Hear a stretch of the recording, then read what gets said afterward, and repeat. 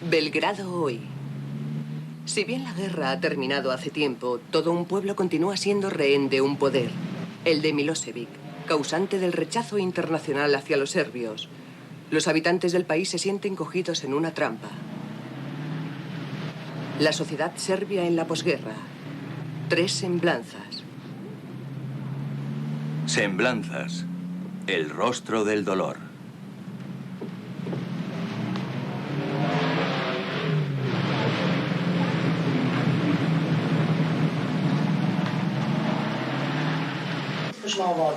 Zdenka y Gasa Jokic, de visita en casa de su madre y de su abuela, conversan en la cocina sobre los mismos temas que muchos millones de serbios.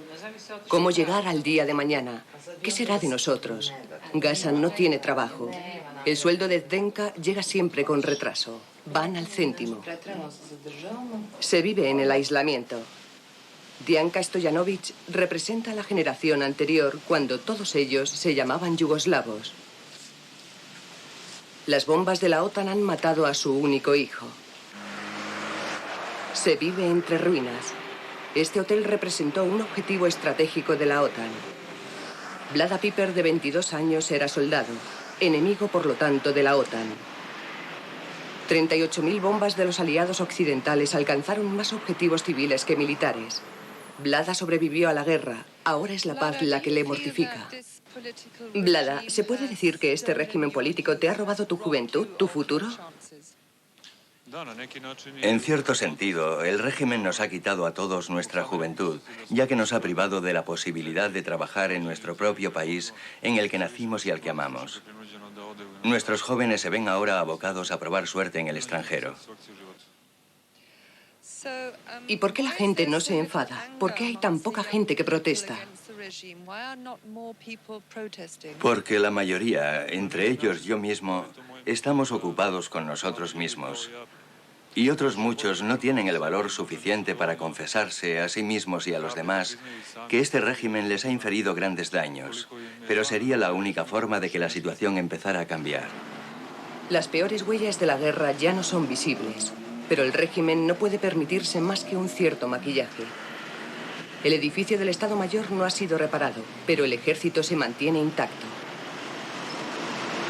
Vlada Piper se incorporó al servicio militar en marzo de 1998, siendo sus obligaciones sencillas al principio: la protección de estaciones de policía, de cuarteles serbios y la localización en los bosques de hombres de la UCK. Un hombre contra otro hombre. Por las noches se sentaba a menudo con los albaneses y se entendía bien con la gente sencilla, pero luego sucedió el fracaso de Rambouillet y el destierro dio comienzo. ¿Tuviste la impresión de que se procedía sistemáticamente? Con toda seguridad. Sabíamos que cuando comenzaran los bombardeos de la OTAN, nuestro ejército y nuestra policía empezarían con las deportaciones. Lamentablemente, se hizo con tanto celo que muchos albaneses fueron expulsados de sus casas. Yo creía que Occidente vería claro el siguiente paso de Milosevic, pero se demostró que no fue así.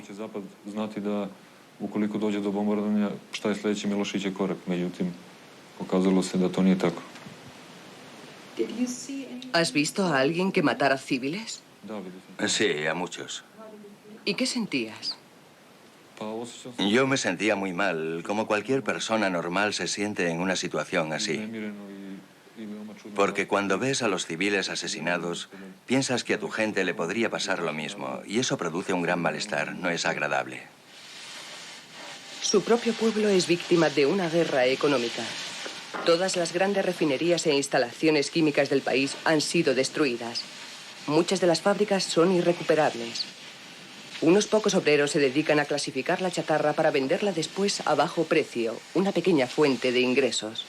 Gasa Jokic era ingeniero de la fábrica de productos químicos al lado de la refinería de Pančevo. Ahora está sin trabajo, como más de la mitad de los habitantes del lugar. Los ataques de la OTAN a la estratégica ciudad industrial de Pančevo los vivió la familia en casa de su madre, en las afueras de la ciudad. En las habitaciones que rodean el patio habitan otros familiares. Esta unión entre ellos garantiza la supervivencia. Se cultiva un huerto con árboles frutales, pero durante la guerra se vertieron aquí toneladas de productos contaminantes procedentes de los depósitos de crudo incendiados y de las plantas químicas. ¿Sabe usted que es peligroso consumir esta verdura? Sí, eso hemos oído, pero no tenemos otra alternativa. ¿Se les informó a ustedes de la contaminación? En la televisión salió un poco, pero ¿qué quiere que hagamos? Todo Pančevo está igual. Si compráramos la verdura sería lo mismo. Nosotros hemos plantado todo lo que hemos podido y lo estamos comiendo. Aquí nadie habla de una catástrofe ecológica porque no hay alternativa. Zdenka nos muestra el sótano donde sus familiares y ella pasaron 78 días de bombardeos. Tampoco de eso quiere ahora hablar casi nadie. Es el destierro al que se ve sometido todo un pueblo. Preguntamos por los culpables. Nuestro pueblo siempre cree en los que están en el poder. Ese es nuestro problema, que no permitimos que suba al poder gente nueva. Se teme la inseguridad, hay miedo al cambio. Dicen, los cambios son terribles, no nos fiamos, mejor malo conocido. Milošević cuenta con la televisión, la policía y el ejército. Y por supuesto con el monopolio sobre el dinero. La oposición no tiene fondos, nadie más tiene dinero. Lo que la gente tiene es hambre. Y viven con la inseguridad de no saber si comerán el día de mañana. Así vivimos nosotros y nuestra madre, en medio de la mayor inseguridad. El mercado negro de Pančevo. Hasta aquí viene gente desde cientos de kilómetros de distancia. Lo único que florece en la Serbia de la posguerra es la economía sumergida. Son productos baratos, procedentes de Bulgaria, Rumanía o del lejano Oriente, que se venden con un pequeño incremento en el precio y sin pagar impuestos. Milošević es muy hábil permitiendo este comercio a sus ciudadanos para que vayan resistiendo y la protesta social no tome cuerpo, lo que sería fatal para él. A pesar de que una de cada 2 personas carece de trabajo y a pesar de lo miserable de los sueldos y subsidios, con algo de contrabando y algo de trabajo negro se las va arreglando el pueblo para no morir de hambre. En el centro de la ciudad, Radio Pančevo Libre, emisora financiada por el partido del jefe de la oposición democrática, Đinđić. Zdenka es partidaria suya y sus emisiones son críticas y estimulantes. La difusión es muy reducida a causa de lo anticuado de la técnica y las fuentes de información independientes son escasas. Zdenka conoce varias emisoras de este tipo, solamente de alcance local. Existen primordialmente en las llamadas ciudades de la oposición, regidas por personas críticas al régimen de Slobodan Milošević. Los colaboradores son casi todos idealistas que trabajan por un sueldo de miseria. Reciben amenazas y a veces se les cierran las emisoras. Algunos periodistas han sufrido atentados. Durante la guerra, los periodistas experimentaron su pertenencia a un estado policial. El régimen es un poder asfixiante. Nada se mueve. En la mayor parte de las ciudades se cogen bien las emisoras occidentales de radio y televisión, y todo el que quería podía estar informado sobre el desarrollo de la guerra a pesar de la censura. Nosotros, los soldados, escuchábamos con atención todos los programas de radio, como Radio Europa Libre y La Voz de América. Así que también podíais oír emisoras extranjeras. Sí, y a mí me ha supuesto mucho, porque así me he podido hacer una idea objetiva de lo que pasaba a nuestro alrededor. A través de los medios de comunicación yugoslavos no podíamos estar informados con exactitud. Ni siquiera en tiempos de paz informan con rigurosidad, pero las emisoras occidentales nos permitían tener un cuadro objetivo de la situación. ¿Quién es culpable de esta guerra? La respuesta es sencilla. El presidente Milošević. ¿Por qué? ¿Ha sido tonto? ¿O criminal? ¿O quizás solo interesado en su propio poder? Yo creo que vio en la guerra de Kosovo su gran oportunidad para mantenerse en el poder, porque Occidente lo estaba arrinconando y no veía escapatoria posible. Así que la guerra en Kosovo era una ocasión ideal para conseguir que el pueblo volviera a creer en él y que todos los serbios se congregaran a su alrededor, ya que Kosovo es la cuna del sentimiento serbio.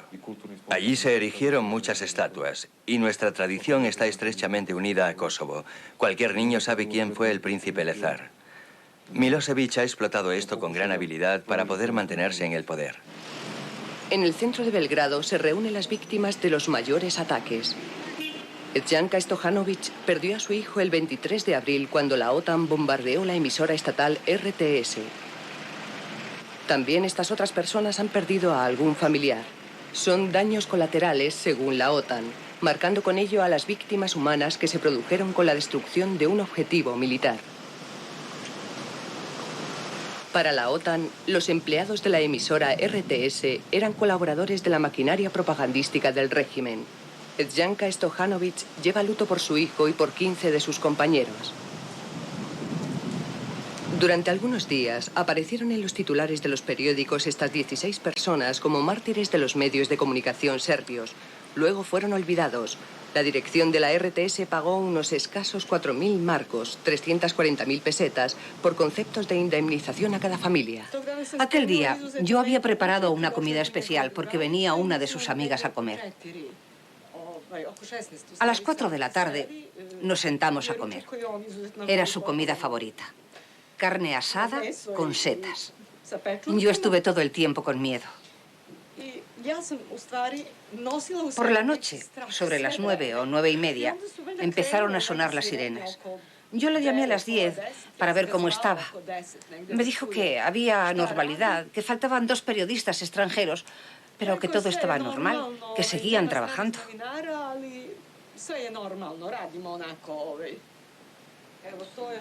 Relojes por toda la casa en conmemoración de la hora de la muerte del hijo. Edjanka Stojanovic apenas tiene fotos de su hijo. Solo tenía 22 años. ¿Quién iba a pensar en guardar recuerdos?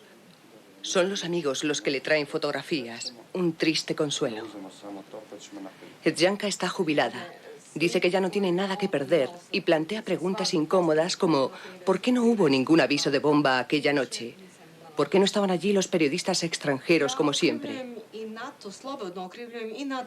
Yo responsabilizo a la OTAN, pero también a nuestro gobierno.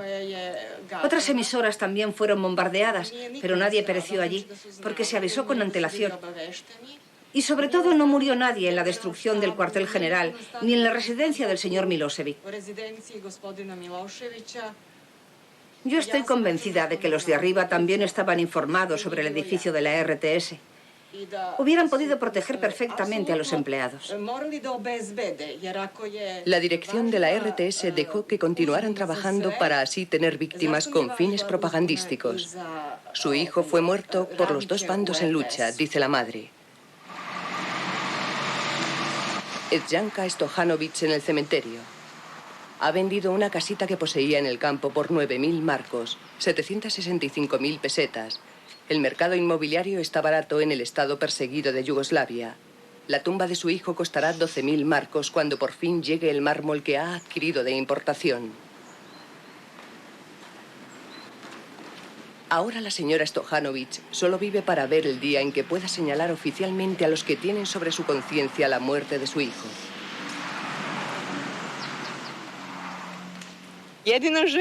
Cuando empezaron los bombardeos, su único deseo era abandonar el país. Decía que no debíamos quedarnos aquí. Llevábamos muchos años estancados a causa del poco dinero de que disponíamos. Yo tengo una jubilación muy pequeña y su sueldo era muy bajo. Tenía que limpiarle los zapatos con agua para que fuera decente al trabajo. Él quería emigrar a Nueva Zelanda y ha terminado en este cementerio.